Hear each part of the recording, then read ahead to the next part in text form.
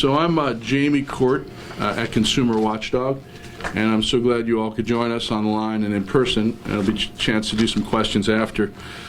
We're here this morning both because we have a landmark report that 12 public interest groups have signed on to, How Green is Jerry Brown, but also because there was an investigation that just got published yesterday at the LA Times showing that we're spending billions as a state for electricity we don't need, in the order of $6 billion or more.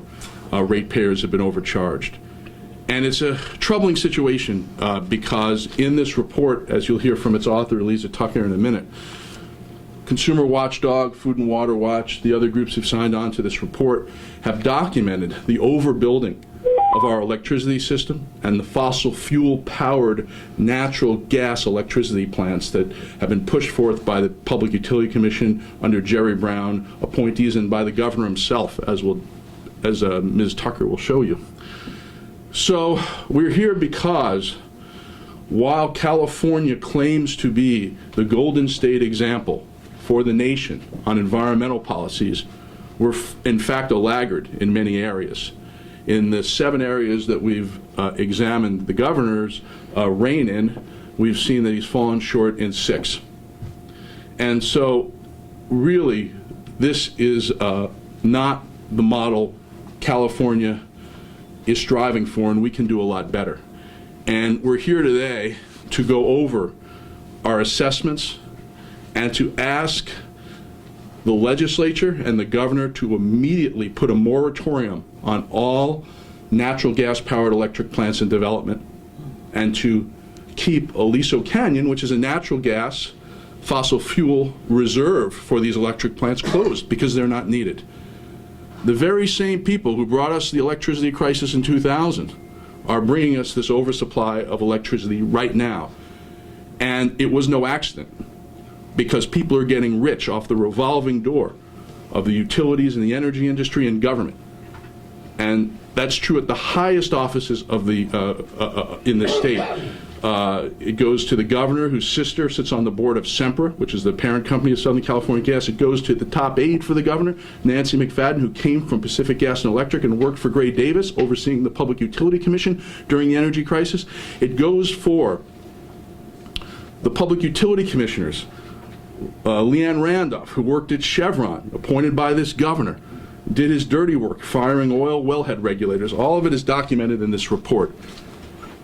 So what we're asking for is for Governor Brown to walk the walk and not simply talk the talk.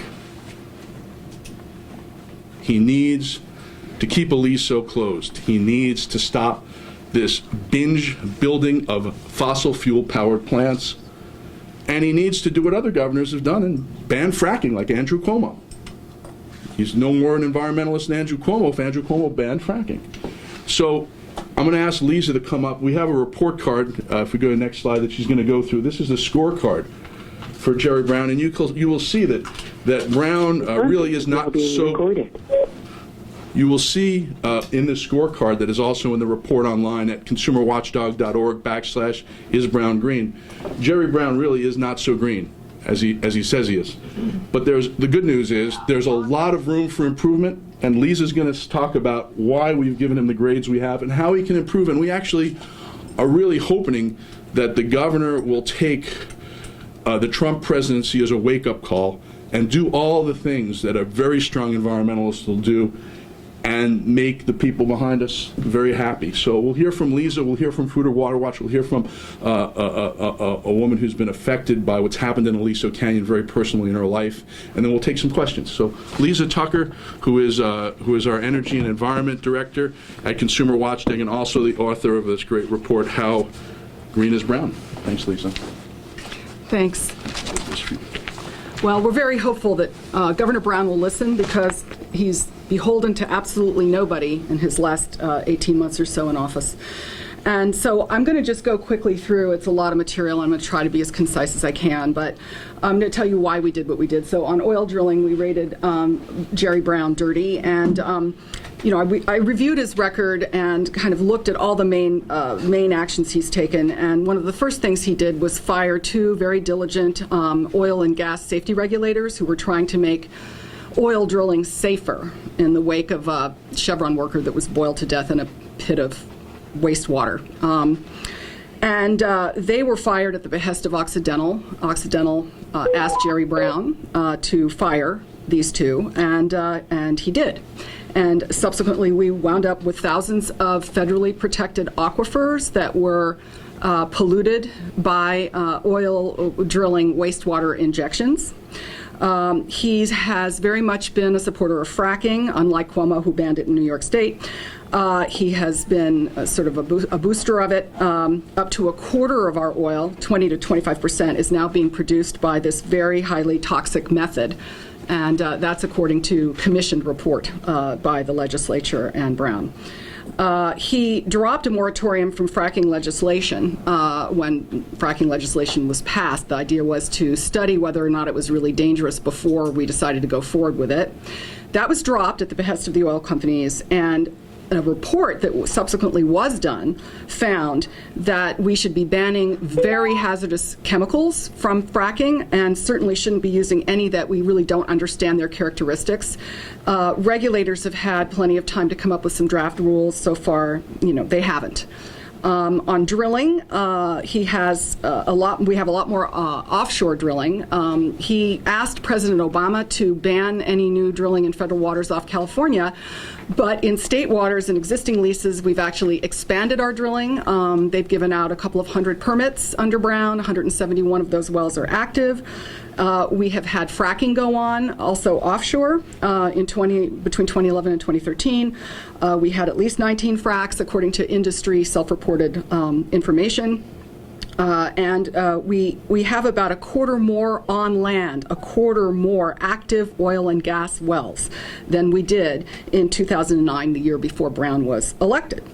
Regulators are currently considering allowing an oil company to actually start new drilling in acreage that's been closed off in the California Coastal Sanctuary.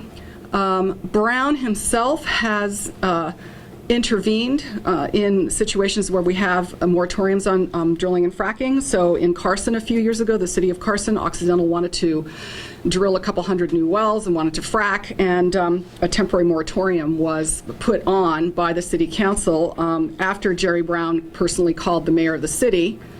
That was reversed. So he's been a very active proponent. 500,000 Angelinos on top of this live within blocks of an active oil or gas well right here all throughout Los Angeles County. And that has not stopped. We need a better setback rule, 2,500 feet at least.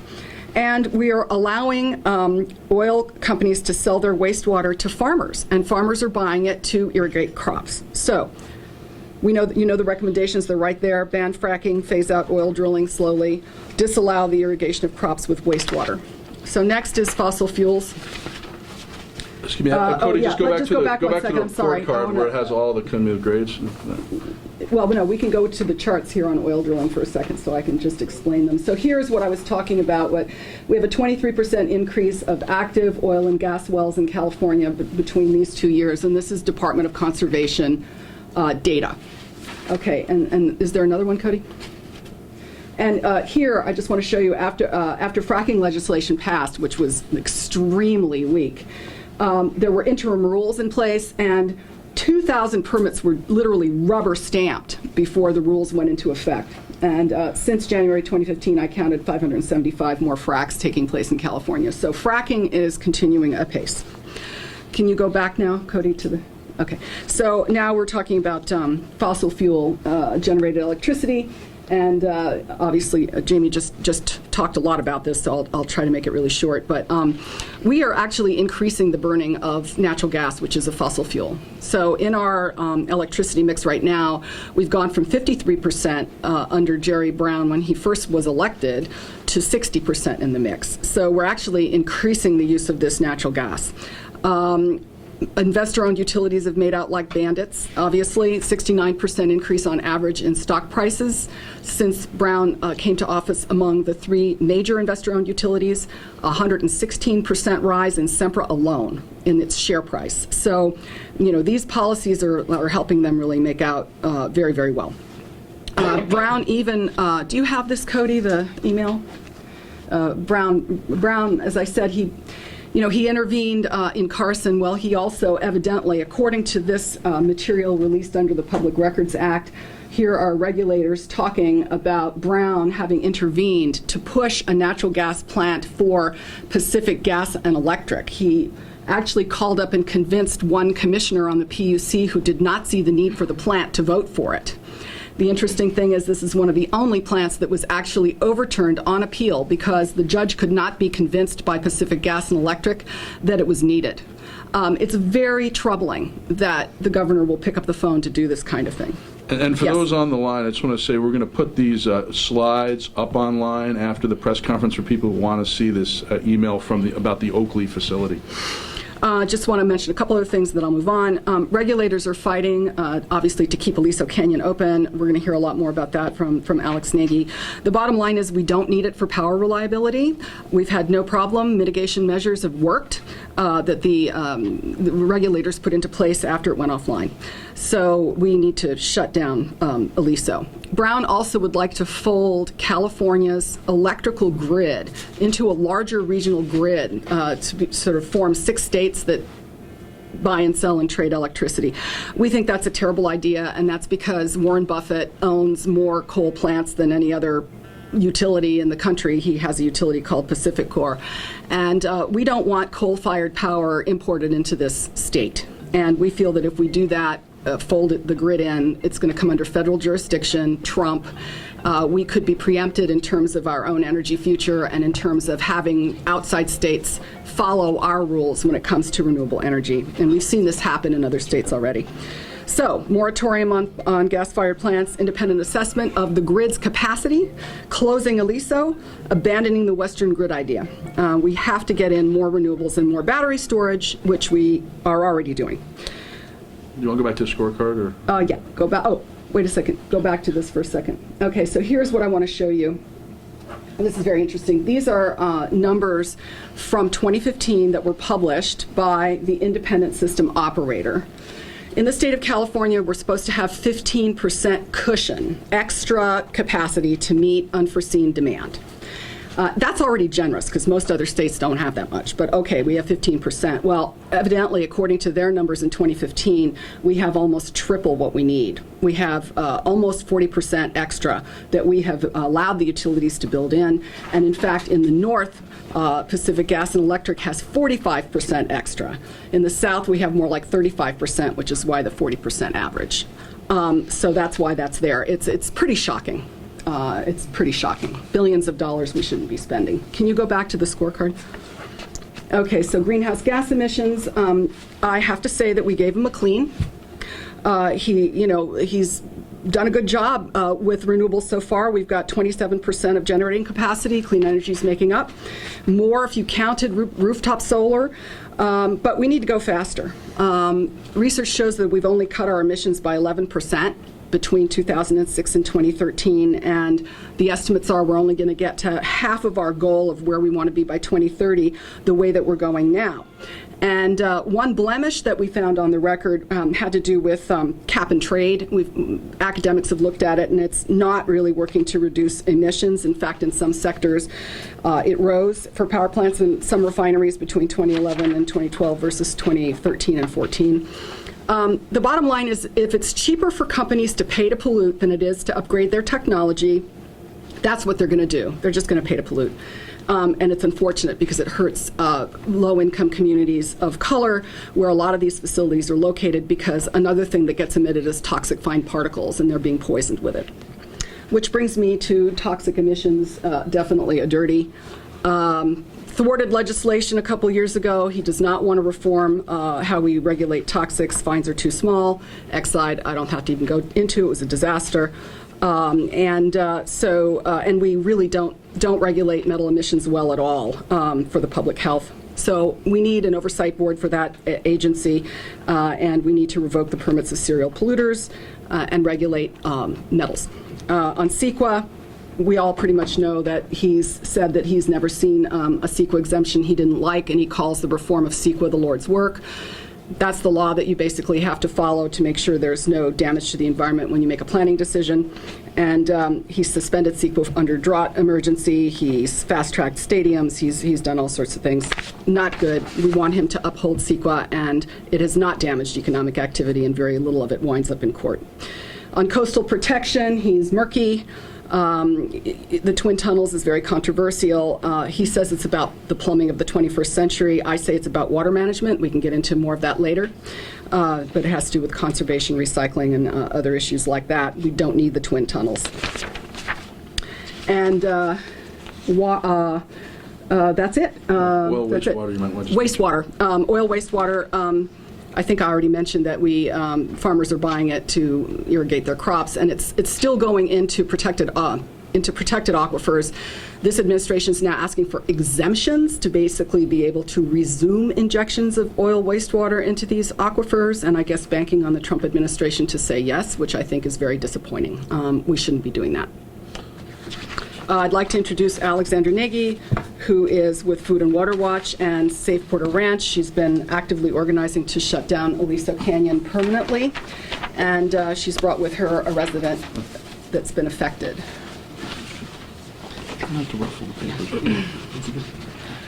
All right. Hi, everyone. Thank you so much for being here to talk about these really important issues.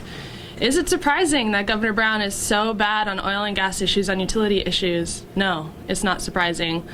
Oil and gas production in California represents the third largest oil-producing state in the country, and the oil and gas industry represents the largest lobby in California. So it's no surprise that Governor Brown, time and time again, has preferred industry profits over the health of our communities, over protecting our water and our air. And this is where it's really frustrating for me. And you see a photo here of a resident who has recently, just in the last 2 weeks, broken out in rashes. This is actually a young girl under the age of 10 because of recent gas withdrawals at Aliso Canyon. The health issues are really what is wrong with Governor Brown taking these positions. Not only is he allowing companies to poison our water and our air, but he's allowing thousands, if not millions, of Californians across the state to get very sick, all for the sake of corporate profits. So I've been doing this work to fight the oil and gas industry on behalf of the people for the last 4 years, and it is very sickening to listen to Governor Brown talk about how great he is on climate and how great he is on the environment. I'm sick of the hypocrisy, really. People are getting sick. This is a life or death issue for thousands of people just in the Porter Ranch, North San Fernando Valley community alone. I've been doing work in the Porter Ranch area for the last 3 years.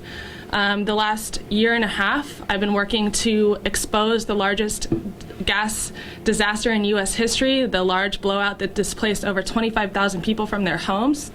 People have moved back, but they've moved back into a contaminated environment, contaminated homes, right up against a facility that, despite being closed down now, is still leaking. SoCalGas has worked very hard to create a lot of talk about how necessary this facility is for energy reliability. Thanks to the help of Consumer Watchdog and Bill Powers, we were able to push back against that blackout blackmail last summer and showed that no, Aliso Canyon is not necessary for energy reliability. We do not need it for energy, so therefore, if it's making thousands of people sick, shut it down already. And this is Governor Brown's decision. This is a choice he can make tomorrow, today, if he decided to.